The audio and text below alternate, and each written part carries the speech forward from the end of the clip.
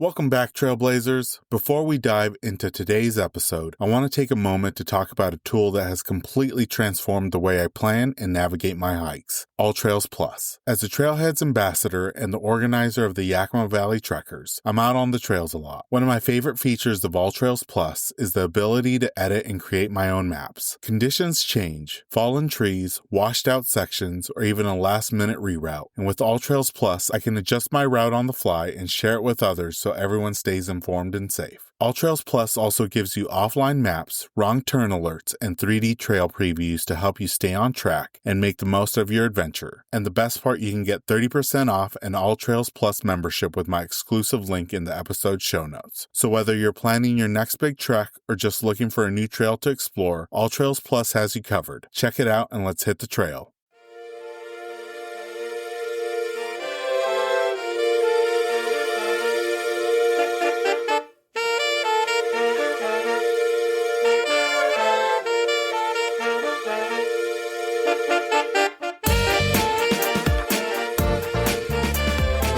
Welcome everyone to the Hikes and Mikes podcast. I'm your host, Ivan, and together we'll embark on a weekly journey, connecting with extraordinary hikers from all corners of the United States and beyond. Throughout these spring months, we've had the privilege of conversing with remarkable individuals. Their experiences and adventures will leave you yearning to hit the trails. In this week's episode, we speak with Ryan, Wildfire Communications Manager with Washington State DNR, and an experienced ultralight backpacker whose passion for the outdoors runs as deep as his commitment to wildfire education. Ryan takes us on a journey from his early day hikes to exploring the Goat Rocks wilderness with a streamlined pack and a fire-conscious mindset. We dive into the realities of wildfire seasons, the effects of climate change on trail access, and what hikers need to know to stay safe and informed. Ryan also breaks down his ultralight philosophy, how less gear leads to more freedom, more miles, and more connection with the land. Whether you're an aspiring minimalist hiker or simply curious about how wildfires are shaping the backcountry experience, this episode offers a rare intersection of trail wisdom and wildfire science. Without further ado, let's jump into this episode with our guest, Ryan.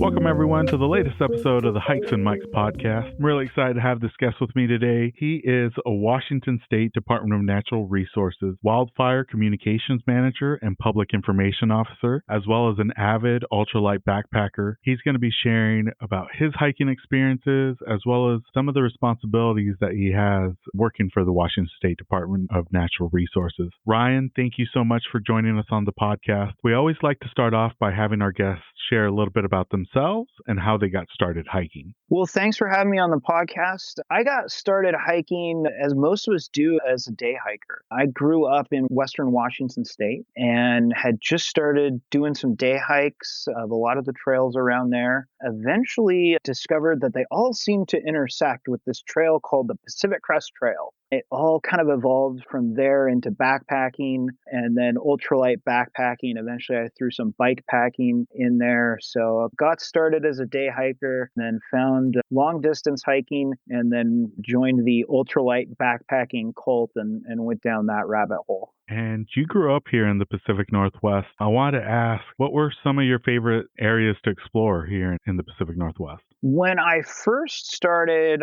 hiking, my favorite was around Snoqualmie Pass, just discovering whatever was in that Central Cascades region. Later, I moved to Central Washington and pretty much spent on the PCT ever since. Get just about anywhere in the Goat Rocks Wilderness, the William O. Douglas Wilderness. It's pretty much unlimited backpacking once you get into that Central and South Cascades area. So I've done hikes all over the place in the Pacific Northwest, but now Central Washington, especially up in the Goat Rocks, is my favorite place to be. Yeah, I hear you on that. I'll definitely agree that I think without the need for like a lottery permit or anything, the Goat Rocks are one of the gems of the state and of the region, in my opinion. Now, Ryan, I did want to ask you, working for the Washington State DNR, how have you been able to balance your role at the agency with your passion for the outdoors, and how has it connected with your work?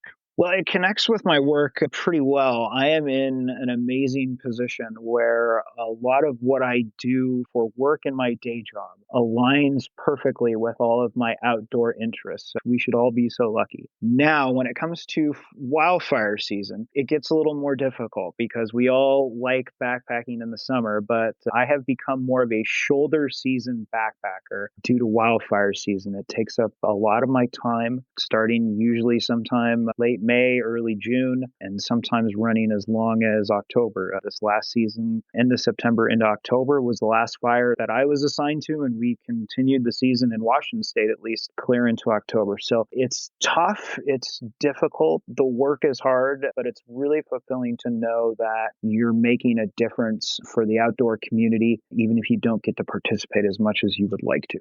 I'm glad you gave like the timeline of our wildfire season, because at least for me growing up in the valley, I remember, as a kid, wildfire seasons primarily stuck around July through August, maybe even September. But moving back to Washington State, I remember coming back and there's still, I'm blanking on the name of the wildfire, but it was up by Bethel Ridge, and that was still burning by Bumping Lake through October. And you even mentioned that, there was a first fire call that you heard over the radio just this week. So wildfire season doesn't have a timeline anymore. It seems like it kind of just can happen at any point in time during the year, really. It really is, and states that are really severely impacted, you think of states like California, they don't even refer to it as fire season anymore. They refer to it as the fire year at this point. In the Pacific Northwest, we're really seeing that climate change is upping the intensity, the frequency, the size of these wildfires. And so we are getting to the point in more of the Pacific Northwest where we're going to be joining California and not really referring to it as fire season anymore and more as the fire year. And we'll have our first call out in spring, and sometimes those fires will now run into November. I believe it was 2 or 3 fire seasons ago. I think the last call I took was finally just before Thanksgiving for a wildfire. One of our largest fires that we had on the landscape in Washington State last season, the Pioneer Fire up near Chelan and Stehekin, that started in June. So fire season, it's starting earlier, it's running longer. The intensity is picking up, the size and frequency is picking up. It's going to continue to be an issue exacerbated by climate change. And I'm really looking forward to kind of talking with you and diving deep into our fire season and how it impacts the local trail systems in and around Washington State and elsewhere in the Pacific Northwest. But before we jump into that, this caught my attention because, growing up, I had friends who were DNR firefighters during the summer months, and they did not have light pack loads. But for you, you became a really avid ultralight backpacker. And, you're probably used to the heavy packs at work, but on the flip side, when you do it recreationally, you're an ultralight backpacker. How did the world of ultralight gear kind of come into your backpacking journey? I started ultra heavy, as a lot of ultralight backpackers do. I think so my first backpacking backpack was a 70-liter, and I think just the pack weighed 5 pounds. And I was always thinking to myself, hey, there's got to be just a faster, more efficient way to do this. And kind of went down that ultralight rabbit hole on Reddit and YouTube, got a copy of Ultralight Backpacking Tips from Mike Cleland, and just slowly started paring down gear. And that slow paring down of gear became a rapid obsession base weight that I could possibly have. So in ultralight backpacking, we consider our base weight to be anything that you're going to carry minus your consumables, and that gives you your base weight. And so I always try to shoot to be under 10 pounds. I have noticed that as my age goes up, it tends to bring that base weight up with it. I find more luxury items starting to creep in, but I still try to keep that base weight sub 10 pounds. I bet I probably started out with at least a 20-pound base weight, just 5 of which was the backpack. Wow, sub 10. That's impressive, Ryan, because I have a couple of buddies that I've gone backpacking with, and they're dabbling in the ultralight gear, and I am envious when we do the base weight comparison before we start, and they're 14 pounds, and I'm over here at 24, 25 pounds. Have you noticed an impact on how you pack, not just recreationally, but also at work? Yes. So it definitely translates into work. I travel very, very frequently for work. And so during fire season, I try to bring that gear list down as much as I can. My fire pack is probably still at least 25 pounds most of the time. There's certain safety equipment that there's no way it's going to get any lighter. Your fire emergency shelter weighs what your fire shelter weighs. There's just no getting around that. It's made me much more conscious of what the essentials are that I need to function in my job. And so being an ultralight backpacker has really influenced how I travel for work, how I approach packing and deploying out to a fire when I'm dispatched. You make smarter gear choices as a result of ultralight experience. With your experience with ultralight gear, and you mentioned that your original backpack was probably 5 pounds. For folks that are interested in getting into ultralight backpacking, what's one thing that they could swap out that would make a huge impact on their base weight that you found as an easy swap? Yeah, think about what you are actually using. There's an old saying in backpacking that you pack your fears. So what are you really packing that is addressing a need that may not really exist? I'll give you an example. My first aid kit, and I don't recommend everyone does this, usually consists of a couple Advil, a couple Benadryl, and some Glucotape. Because the way I backpack, any injury above what that can address, you probably need to consider whether it's time to get off trail because of that injury. And so it's the small things that you don't think about that you carry on every trip that you end up never using. The other things you can address is the big three always, your sleeping bag and your sleep system, what that shelter system looks like, and your pack itself. So if you can afford a tent that's constructed out of more ultralight materials, that's a great place to start. Consider a sleeping quilt if you're in a sleeping bag. I've been on a quilt for years now, and it just attaches into my pad. The underside of that sleeping bag you're using, all that down and insulated material is going to get compressed under you anyway and defeat the purpose. So if you can get yourself adjusted into a quilt, you're going to save a bunch of weight there. And again, just concentrate on that small stuff that you are bringing with you every trip that you think you're going to need, but functionally you're never really going to use. No, so true. I still remember my pack list from my first backpacking trip, and there was stuff that I didn't even take out once during that trip that I'm like, why'd I pack it? You do not need a saw. You do not need a hatchet. You are not going to fell a tree on this trip, I assure you. You can pare down your first aid kit. You can get crazy like me and saw your toothbrush in half. I assure you it is still usable, and you should do that. And another thing that you don't always think of is where that weight is coming from. I'm kind of crazy ultralight enough. I cut all the tags off my stuff. And all of my friends laugh at me. Why would you do that? What a waste of time and energy. If you go cut all the tags off all your gear, your shirt, your jacket, the manufacturer tags on your tents, it'll add up to at least an ounce.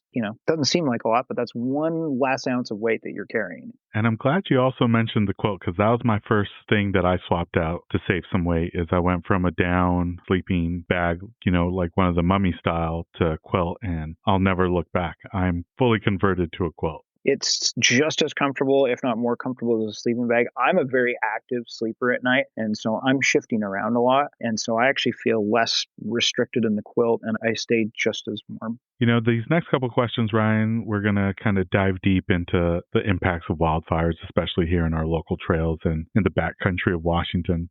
Before we started recording, we were talking about the feasibility of doing the PCT continuously in the upcoming years, because not just wildfires, but other things are impacting the ability to do it continuously. For you, who work in the wildfire scene and you see the direct impact of wildfires on our trails, how do wildfires actually change the landscape of the trails that we love? And what happens to the trails and areas we hike when a fire moves through them? So I want to preface that by saying that fire is not always bad. A lot of the ecosystem actually requires fire in order to thrive. You take the example of like a ponderosa pine tree. Ponderosa pines are fire resilient species. They need that fire. So when it's moving through at a lower intensity, at a healthy intensity, fire can be a very good thing. It's when we see the catastrophic wildfires, the high intensity, large wildfires on the landscape, that you start seeing changes to the landscape that aren't necessarily as beneficial or have a significantly higher impact on the outdoors and on the trail. And we've all hiked through it before. You see just the dead white sticks in the wilderness. That is a fire that burned with so much intensity that landscape is going to take much, much longer to heal. And so we see those impacts manifest themselves in trail closures. In many cases, some longer term trail closures, not just for the active fire itself, but because the fire has damaged the landscape in such a way where it's just unsafe to hike there, where you're going to have, longer term reroutes because you have things like hazard trees, snags, landslide risk, where fire has altered the landscape such a way where it's not safe to traverse anymore. And we're seeing that more and more with these more intense catastrophic wildfires, as opposed to fires that are healthy for the landscape. I'm glad you make that distinction. One trail specifically that kind of sticks out based on what you were describing is Upper Union Creek Falls off Highway 410. We're almost at the 10-year anniversary of the Norse Wilderness Fire, and I was able to hike it last year to make it to the Upper Falls, and there has been some vegetation growth and things are coming back, but the hazards on the trail, especially with all the dead trees, I would not want to be hiking there with any wind whatsoever, just because you just don't know what's going to come down, because there's already hundreds of fallen trees all over the trail that you have to navigate through. It's been interesting to see those big fires and the impacts that they have in our local area. And as you know, living here in the valley, we had the Retreat fire last year that burned close to Yakima, and now that the snow's melting, you're starting to get a better idea of what is happening in those areas that the fire was moving through. I feel like the fire dangers, it seems to be getting more intense each year. And you talked about how we're going to move away from having a fire season to just a fire year. What are some other trends that you're seeing in terms of fire behavior? And how do those trends tend to impact, not just trail closures, but reroutes and accessibility to some of these popular hiking spots? What we're seeing as a trend is what I would refer to as higher intensity. And it's an issue of climate change driving fuels on the landscape. You have these fuels that are drying out earlier in the season and getting drier than you would normally see, and especially into those drought conditions. That drives up the intensity of a fire. So to get a little further into the weeds on what I mean by intensity, a low intensity fire, a healthy fire that we were talking about earlier, would be flames that are maybe 2 to 3 feet tall. In some of these more intense fires, you had mentioned like the Norse Peak fire. It's actually the fire I was visualizing when I said, those big white toothpicks that hikers see as they're going through these landscapes. Those are probably 20-foot flame lengths and crowning into the trees and moving with an incredible heat and intensity. And what happens is that ends up scarifying the landscape, where you have a much longer term road to recovery for that landscape. And what we also see is more fire size in relation to that intensity. So more intense fires burning hotter, burning longer, and getting bigger, which leads to a lot of these trail closures and earlier in the season. Perfect example of that was the Pioneer Fire in Washington State last season. Anyone that's hiked the PCT, familiar with the town of Stehekin. Most of the PCT through the Stehekin area, that was closed. We had some hikers that got stranded on the shore of Lake Chelan while that fire was burning. They had to be rescued. And I think we are, as we were talking earlier, could you really do the PCT continuous footpath every single year in the future as a result of these wildfires? I don't know the answer to that. But I can tell you that you're seeing more frequent closures and more longer term reroutes that are not addressed successfully within that season, where it's going to be the same reroute season after season because that landscape just can't recover because of the intensity, and it's not safe for hikers to be there. And so you're seeing these longer term impacts and longer term closures on the trail as a result of the increased size and intensity of the wildfire. Yeah, I remember the Pioneer Fire. That, like you said, it started in June and it went through the whole summer here in the Pacific Northwest. And, one thing that stuck out for me, especially coming back to the Pacific Northwest after being gone for so long, I think we've always expected smoke during the summer months from wildfires, not just here in our state, but in Oregon, Idaho, and even up in Canada. And I think last year, especially here in the Yakima Valley, the smoke from the wildfires finally gave me issues where I was having headaches. I wasn't feeling well because of the amount of smoke in the air. That can also play a big factor when it comes to being able to enjoy the outdoor experiences. How have you been able to cope with the smoke from wildfires, especially being around it during the summer months? And how do you recommend managing the impacts from smoke while still enjoying the outdoors? I experienced smoke as a career for half of the year. I would warn folks and outdoor enthusiasts and hikers especially, this is not the typical smoke from your backyard fire pit. This is very bad stuff. There are a lot of heavy particulates in it.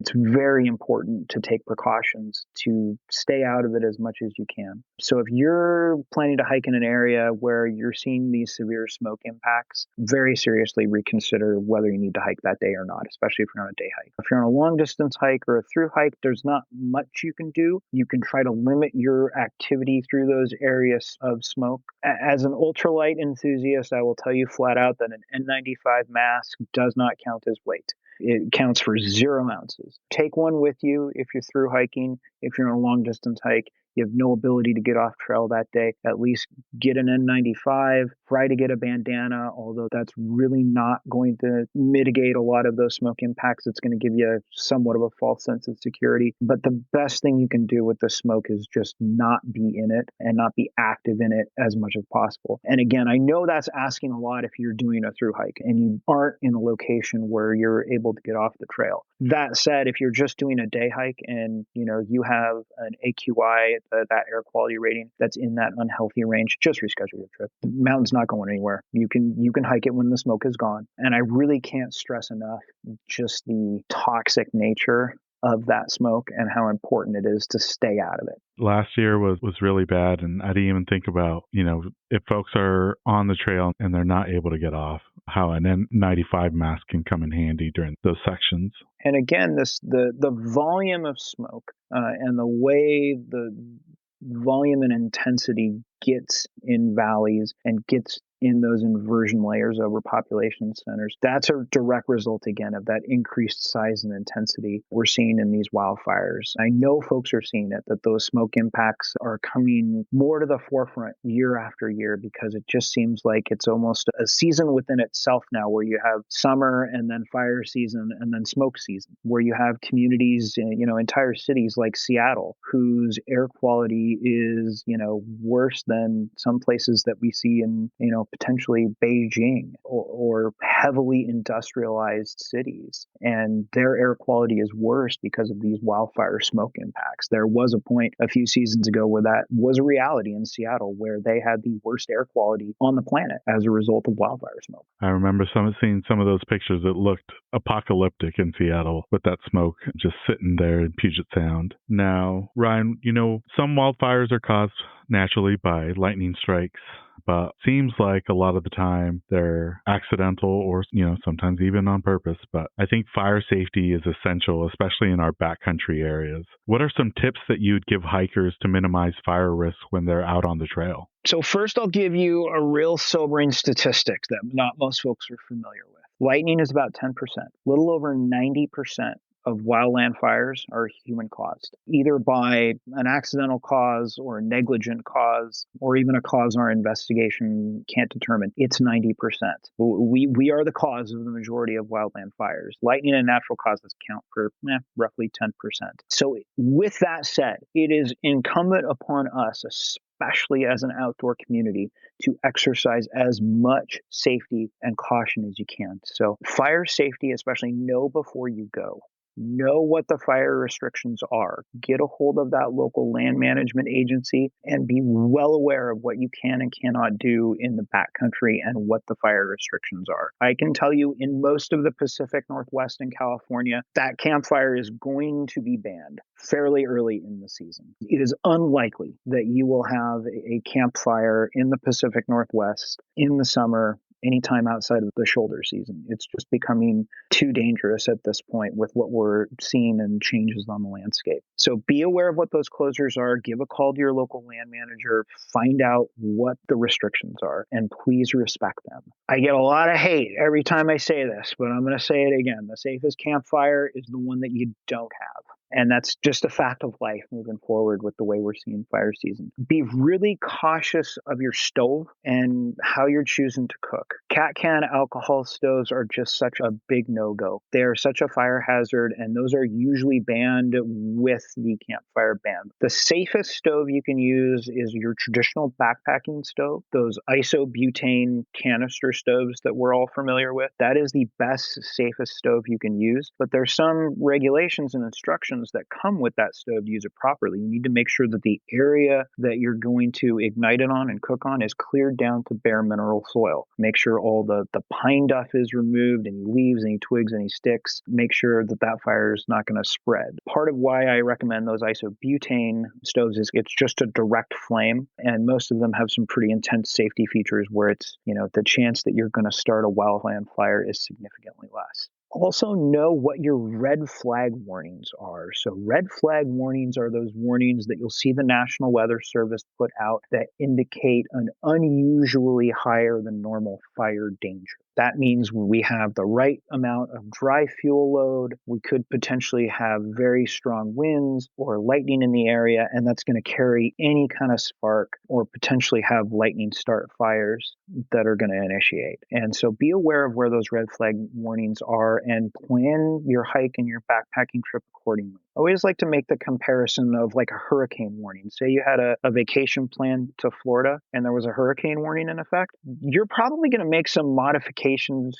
to your trip, if not change the dates of that altogether to avoid that hurricane warning. Consider that same train of thought with these red flag warnings. So if you're going on a day hike in, say, the North Cascades of Washington, there's a red flag warning in effect. Reconsider if that's the day you want to go. Reconsider if there's another weekend you can backpack where the fire danger is going to be a little lower. Again, there's not much you can do to mitigate that. You're in the situation that you're in and you've got to hike through it. But again, if there's a red flag warning in the area that you're going to be moving through in that period of time, consider if that's a potential where you can take a 0 day, take a town day, in some way mitigate your presence around these red flag warnings. So the most important part that we can do to make sure that we're being safe in the backcountry is to be good stewards, know before we go, know what our restrictions are, limit as much as we can any kind of spark that's going to get on the landscape, and it's going to go a long way to decreasing that fire danger. And again, it's a sobering statistic. 90% of wildland fires are human caused. That is an incredible statistic because, you hear like,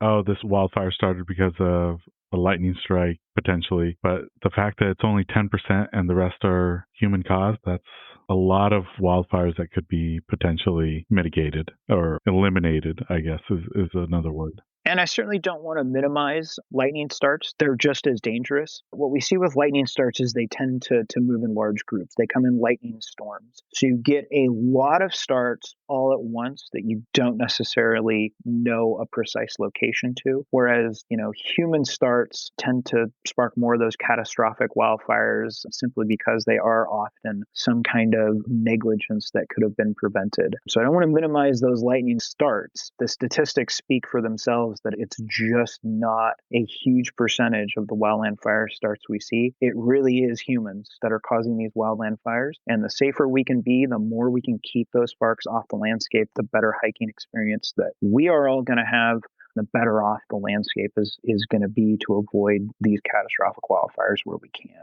I appreciate you sharing that advice and those recommendations. I think wildfires, outside of the damage that they do to the landscape, it also impacts the local outdoor communities in ways that they may not be immediately obvious. You mentioned Stehekin last year and the impact that it did to that community. Another one that kind of sticks out in my mind is the Eagle Creek Trail, how that was closed down for nearly half a decade after the Eagle Creek fire. Can you speak about how fires affect the communities that surround those popular outdoor spots, like the Columbia River Gorge, or even, in our backyard, the Washington State Forest?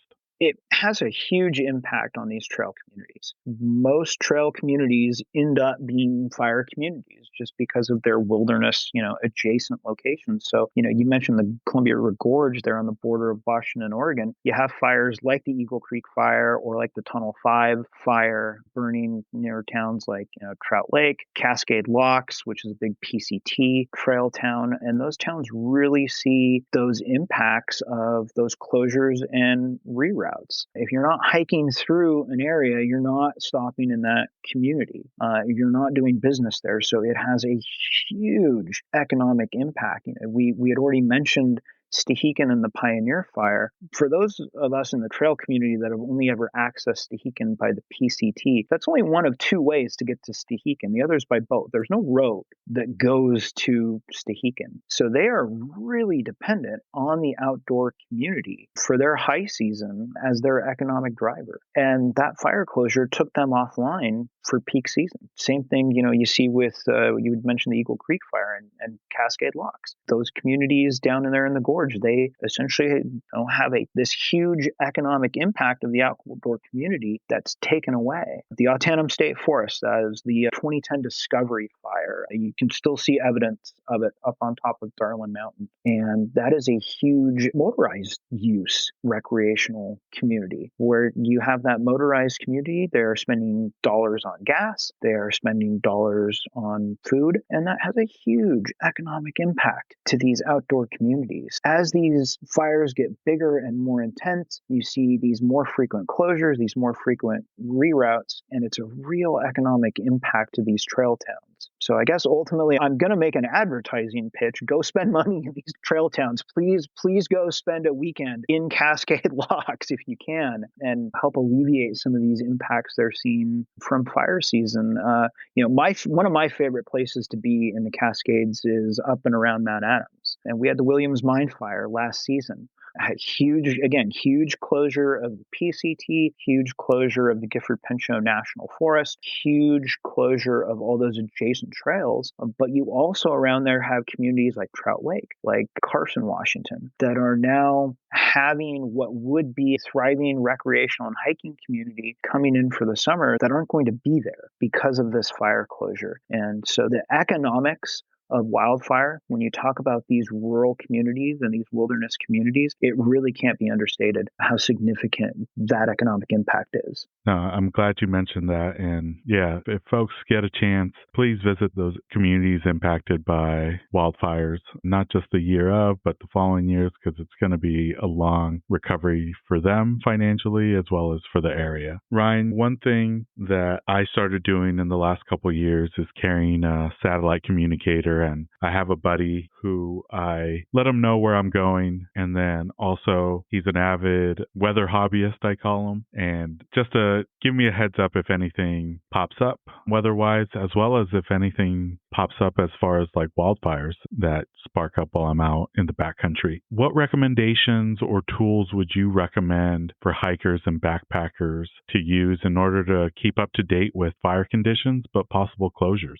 So fire conditions and closure is one of the best things you can do in your trip planning process before you leave. And we've said it before for the fire conditions conditions part, but also for closures, check with that local land manager. Call your local ranger district office, call your local state parks managers, call your local natural resource agency in the state that you're in, and get a map of these closures, know where those fires are and where you can and cannot be safely. The local news is also going to carry that. As a wildfire PIO, you will definitely see my smiling face on the local news in the state of Washington, telling you where all the fires are. So a little bit of situational awareness goes a long way, and knowing before you go. If you're planning a long distance through hike or on a long distance through hike, so Continental Divide Trail Association, Pacific Crest Trail Association, they are going to be the arbiter and the clearinghouse for where all those closures and reroutes exist, how to get in and around them, where you're going to have the blue blaze to get around. So make sure that you're checking with all those agencies. And then, you'd mentioned your satellite communicator. If you get in trouble with a wildfire, if you think you are too close or wildfire adjacent, or you see a wildfire start, totally appropriate use of the SOS button, 100%.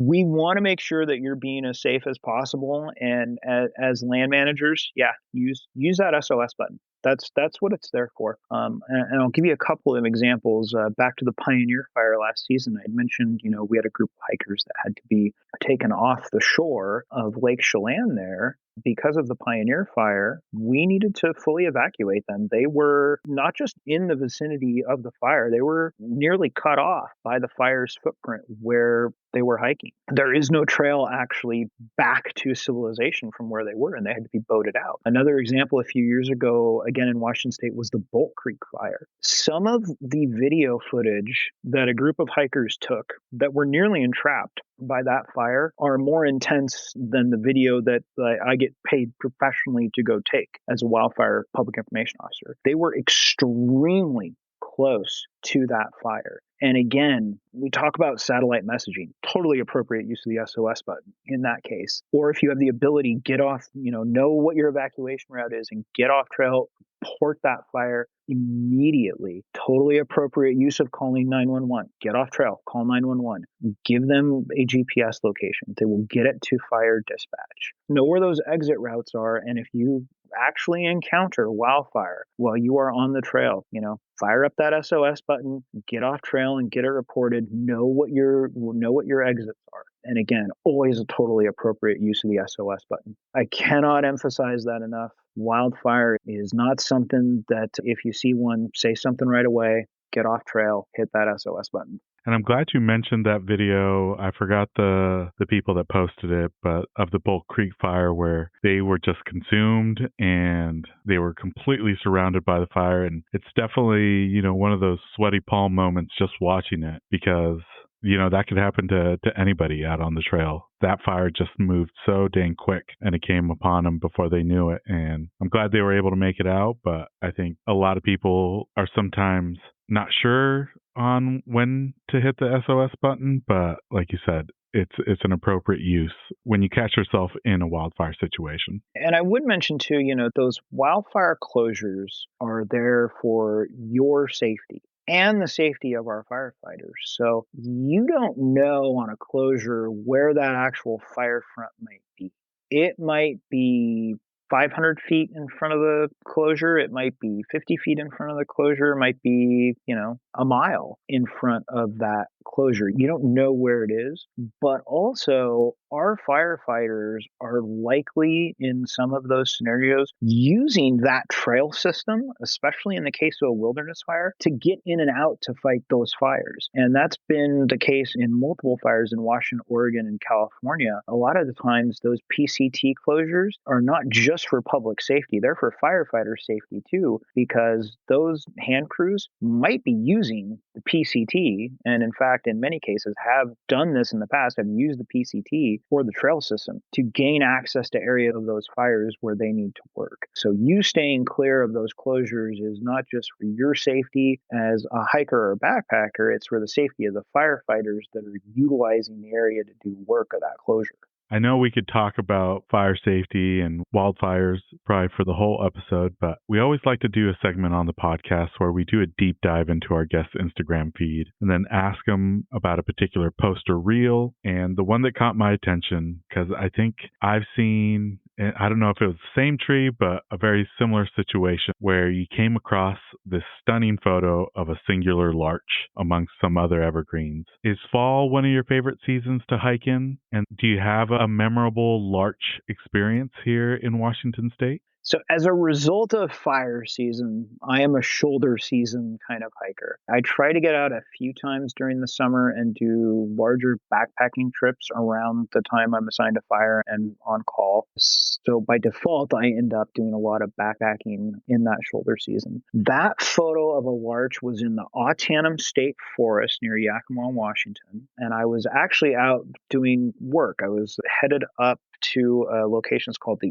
Eagle's Nest Overlook, and it's a view over that Autanum Valley. And I just happened to look out of the corner of my eye, and that larch popped up. I had my good camera with me, and so that was a windshield cowboy moment where I just parked my red truck, grabbed my radio, hopped out with my camera, snapped a quick picture, and just got the light exactly right. But there's something kind of magical about larch season in particular, where it's like you're getting into the end of fall. Winter is on the way. You're kind of getting that last light of hiking and backpacking season out. So I think larch is becoming more and more appreciated as its own unique season in the Pacific Northwest. And a lot of those photographers out there hunting those. So just for my own promotion of the area in which I live, please visit the Autanum State Forest for larch season. We would be happy to have you. That's part of Washington DNR State Forest System. And we'd love to have you out. It's a great place to go check out those larches. They nicknamed it Larch Madness here in the Pacific Northwest, especially up in North Cascades. But Autanum State Forest,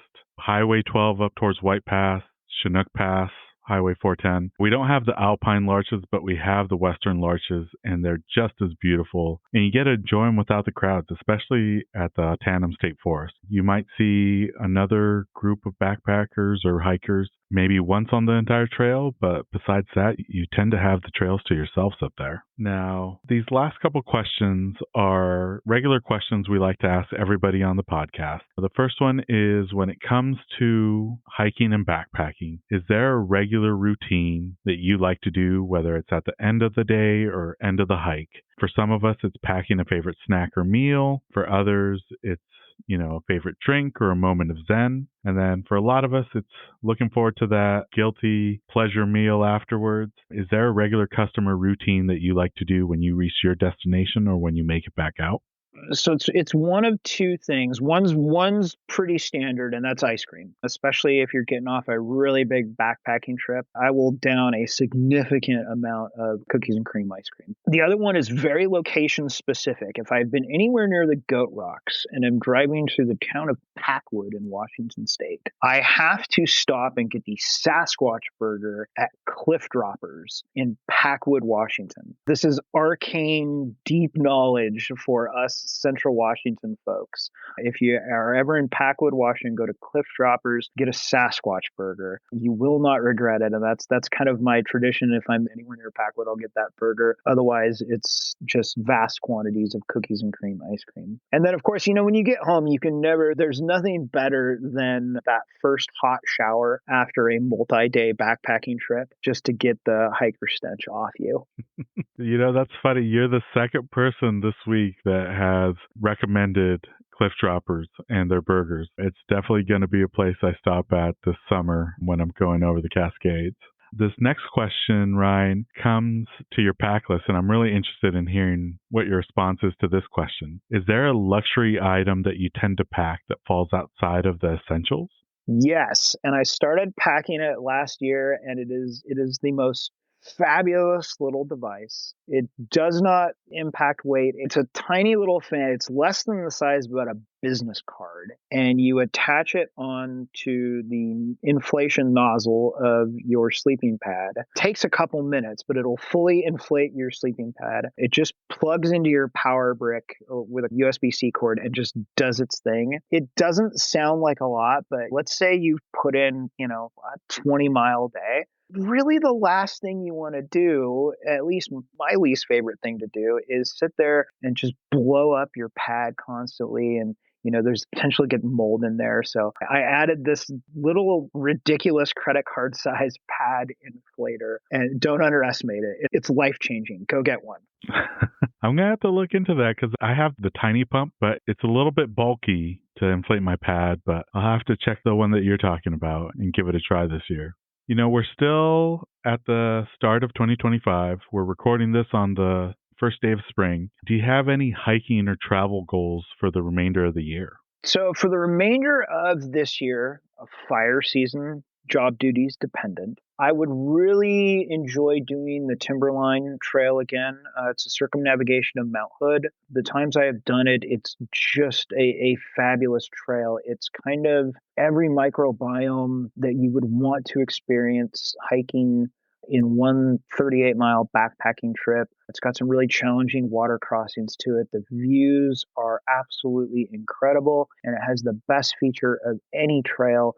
It ends in a buffet at Timberline Lodge. So I'm really looking forward to doing that again this season. In Washington State, I would like to do Chinook Pass to Snoqualmie Pass. I have a little segment of the PCT there that I've not added to my list yet. Hoping to do that. And then I've also got a route in the Alpine Lakes Wilderness that I kind of developed myself that has actually been a turnback route for me 2 times now. I have not been able to complete it. Hopefully, I will be able to complete that route this year. It goes kind of a circumnavigation of the lower Alpine lakes through Peat Lake, up over Escondido Pass, and then down into Wathis Lake as a loop. So I'm hoping to accomplish that this season. One season I got turned around due to a reroute and then attempted it again this last season and kind of underestimated how much snow I found at the top of the mountain and had to turn back. So hopefully this is the year that my little self-designed route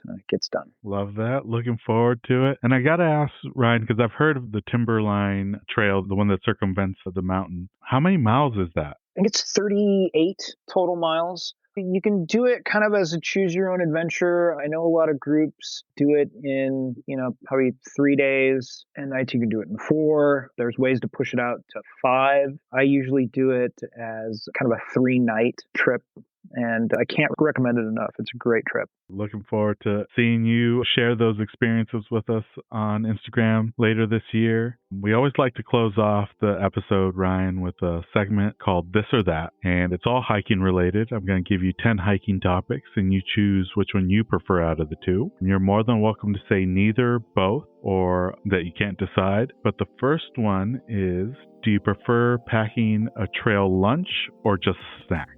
It's usually just snacks, especially on backpacking trips. I'll take a breakout lunch, but I'm not a big stop for lunch backpacker. And then typically if I'm on a day hike, it's just pretty heavy snacks, again, with the promise of ice cream at the end. This next one is a hard one. Waterfalls or summits? Summits. I will be that guy. You've seen one waterfall, you've seen them all. It's water flowing over a rock. You don't need to see it anymore. Bag more peaks. Please don't at me. And then this next one is about trail systems. Do you prefer trail systems that have switchbacks, or would you rather just go straight up? I'll take the switchback, so I'll save my knees. And then the most controversial one, trek poles or freehand? Trekking poles. My tent is a trekking pole tent. And, sometimes I'll kind of vacillate between tent or bivvy when I'm backpacking. And even my bivvy is still set the head of it up with a trekking pole. One of the elder hikers once told me I'd get 10 more years out of my knees if I used the trekking poles. And then this next one's about your footwear, and I'm interested in hearing your response. But do you prefer trail runners or hiking boots? For the last probably 5 seasons, I have been doing trail runners. Every once in a while, I get it in my head, especially at the end of fire season, because I've spent so long in my fire boots that, hey, maybe I should go back to boots for the ankle support. But I'm on a great pair of Brooks right now that have done really well, and I think I'll stick with the trail runners for a little while. You tend to move faster as an ultralight backpacker, and they say the weight of that boot definitely equates to the feeling of more weight on your back. So I'll stick with my trail runners. And this next one's another trail system question, but do you prefer a loop trail or an out back trail? I like to show a loop. Part of that, I guess, is the cyclist in me. I want to see that nice, pretty loop on the GPS. There are some fantastic out and back experiences, but lately I've been more interested in showing a loop. And then this next one is about your hiking experiences. Do you prefer group hikes or solo adventures? There's value in both, but I solo a lot. Most of my backpacking trips are solo trips. And these next two are some of the hardest ones out of the 10. Sunset hikes or sunrise hikes? I'm going to go sunset hikes because I usually miss the sunrise because I got to do my coffee in the morning on the backpacking trips. So I'm usually going to miss that sunrise. I will say that back to that Timberline Trail, one of the best sunrises I ever caught was I had woken up early on the Timberline Trail to get a head start for that buffet because I wanted to make it in time and saw one of the best sunrises, but I'm definitely a sunset guy. Another equally tough one, spring wildflowers or fall colors? That actually is pretty hard. I like taking pictures of the fall colors, but I like hiking through the spring and early summer wildflowers. I know that is a communications guy answer right there because I didn't just pick one, but I find value in both. And then the last one is, do you prefer slow and scenic trails or fast and challenging? I like to get moving. I like pushing my 20-mile days or more if I can do it. So I will always opt for the long distance. That was it for the this or that questions, Ryan. For folks that want to follow your journey this year in 2025 and beyond, where are some of the places they can find you online and on social media? So you can find me just Instagram, my name, at Ryan Rodrick. I post most of my hiking and adventure stuff there, as well as fire stuff. You can get some of the latest behind the scenes fire information all curated right there. Please feel free to give me a follow. You're more than welcome to. And we'll look forward to sharing the fire season photos back and forth. If you ever have any questions about wildland fire, how it works, go ahead and give me a holler over at DNR and make sure to always check with your local land manager so you can make the safest hike possible. Thank you so much, Ryan, for coming on the podcast. It was a blast speaking with you, and we'll be sure to add your Instagram handle in the episode show notes so people can follow you on Instagram. Thank you so much for taking time out of your day to speak with us about wildfire safety and how it impacts our trails here in the Pacific Northwest and beyond. Thank you so much for coming on and speaking with us today. Thank you so much for having me. Everybody stay safe out there, and like Smokey says, don't be the spark. And that brings us to the end of this episode alongside Ryan. We extend a heartfelt thanks to him for coming on the podcast. Be sure to follow him on Instagram at Ryan Rodrick and check out the episode show notes to learn more. New episodes will be dropping every Monday this spring, with occasional bonus episodes on Fridays. To ensure you never miss out on these thrilling tales, remember to hit the like and subscribe button. Your support means the world to us. Don't forget to check out our vibrant community on Instagram at Hikes and Mics. We'll be sharing episode visuals, my own personal hiking content, and so much more. Let's stay connected and continue to inspire each other on this remarkable journey. As we bid farewell, remember to tread those happy trails, embrace the great outdoors, and keep the spirit of adventure alive. Until next time, my fellow explorers, happy hiking. This episode's music was created by Ketsa. Follow him on Instagram at Ketsa Music. This episode is brought to you by Ursa Minor Outfitters. Folks, I'm absolutely in love with my loon mug. It's handmade, it's an absolute piece of art. Whether it's at the office or at the house, people keep asking to check it out. If you're not a loon fan, they also have other beautiful mugs for wildlife fans of moose, bears, and eagles. They specialize in products highlighting the outdoors and local pride through quality design by local artists. They've even started expanding into items beyond mugs, like apparel, dog accessories, and soon candles and more. They also try to to partner and highlight other small businesses, and in some cases, forego profits in lieu of charitable giving to help their community, such as the dog rescue. So check them out, UrsaminerOutfitters.com, and enter promo code HikesMikes10 at checkout to receive 10% off your order. And for our four-legged hiking partners, they also have a portable silicone dog bowl and also a sweet over-the-collar dog bandana. Go check them out, UrsaminerOutfitters.com, and don't forget to enter promo code HikesMikes10 at checkout to receive 10% off your order.